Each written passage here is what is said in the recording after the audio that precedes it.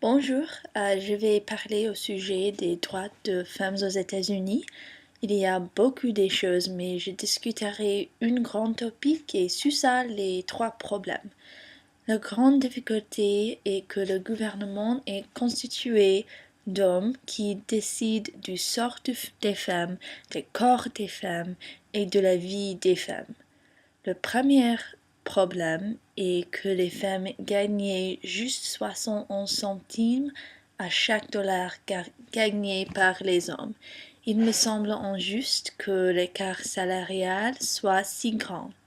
Les femmes à faible revenu qui souffrent le plus car elles sont déjà marginalisées. Pas plus tard, il y avait le Paycheck Fairness Act qui aurait permis aux travailleurs pour discuter de leurs salariés et les femmes pourraient savoir pourquoi ils font moins que les hommes. Cela aurait forcé les employeurs à leur dire et encourage les entreprises à les payer plus équitablement. L'argument le plus populaire d'opposition est que l'écart entre les salaires n'existe pas. Je doute que ce soit possible. L'acte est rejeté par Congress pour la troisième fois depuis 2012. C'est triste, mais je ne trouve pas qu'il soit aussi inattendu.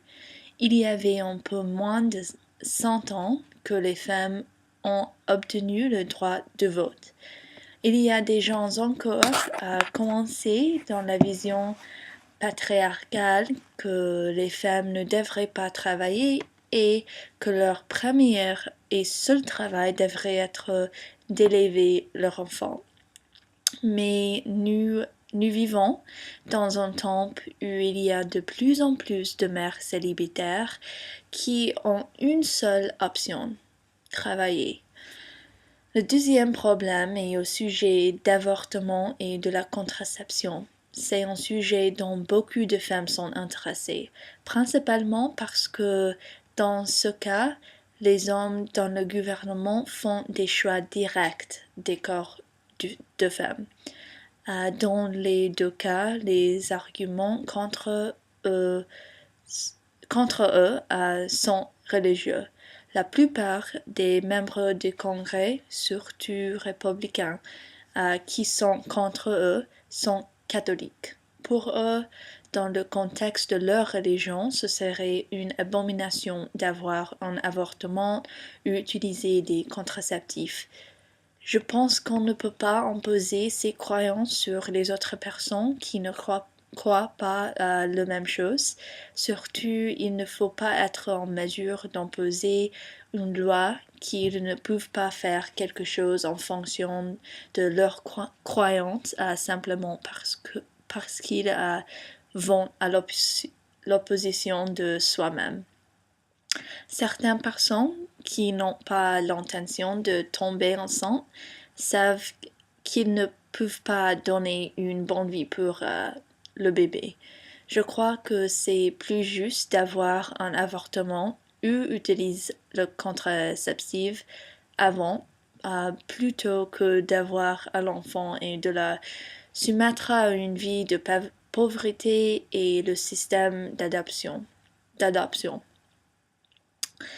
Et si une femme a été violée, elle n'a pas fait le choix de s'engager dans l'activité, mais elle serait commencée avec les conséquences pour le reste de sa vie. Si elle était prête pour un enfant ou non. Plus encore, elle aurait pour élever un enfant qui lui rappelait tous les jours du traumatisme qu'elle a enduré. Il ne serait pas sain pour ni la femme ni l'enfant. Récemment, il y avait un cas de la Cour suprême qui a décidé si un employeur doit fournir une couverture de soins de santé pour les contraceptifs. La Cour a décidé qu'il est la décision d'employeur à cause de leur liberté religieuse. Encore, il est important que nous connaissions qu'on ne peut pas imposer nos croyances sur une autre personne.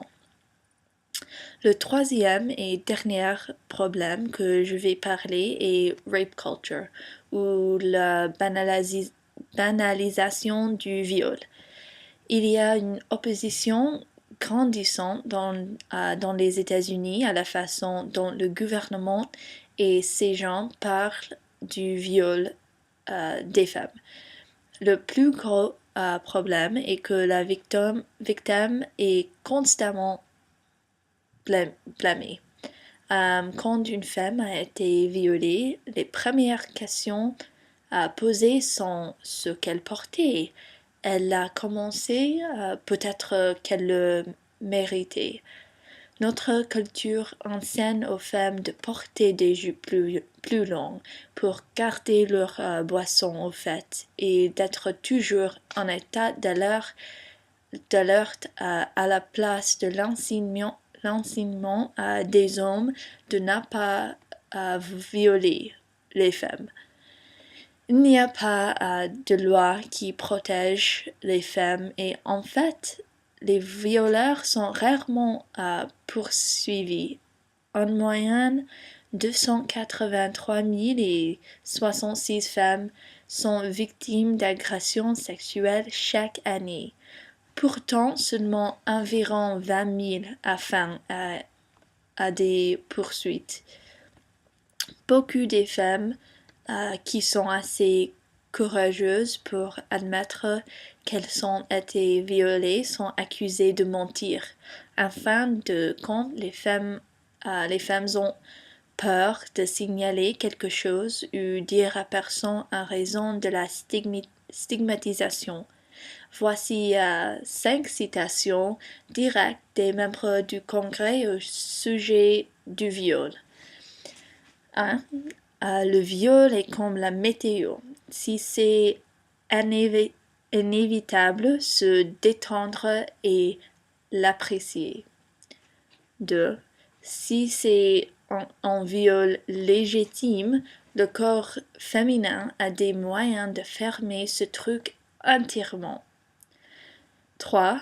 Les victimes de viol devraient faire le meilleur d'une mauvaise situation. 4. Ainsi, elle était habillée comme une prostituée. Et 5. Si une femme a un droit à l'avortement, pourquoi ne devrait pas être un homme libre de s'imposer à une femme? Ce sont les gens qui décident le loi que les femmes doivent suivre. La solution n'est pas simple. On ne peut pas créer un gouvernement avec juste femmes, bien que ce serait génial. Nous devons faire pression pour une législation malgré du nombre de fois où il est rejeté. Il y a quelques personnes un peu stupides dans le grand gouvernement, mais nous pouvons commencer avec notre gouvernement d'État ou local. Oui, nous choisissons notre gouvernement qui nous représente, mais souvent les femmes qui veulent ces droits ne votent pas pour les personnes élues. Peut-être nous devons commencer dans les écoles pour enseigner les jeunes au sujet des droits de femmes afin qu'ils peuvent nous représenter mieux dans le futur. Comme la comédienne Tina Fey a dit, si je dois écouter un homme de plus de visage gris avec une coupe de cheveux de $2 m'expliquer ce que constitue un viol, je vais perdre mon esprit. Merci pour vos attentions. Au revoir.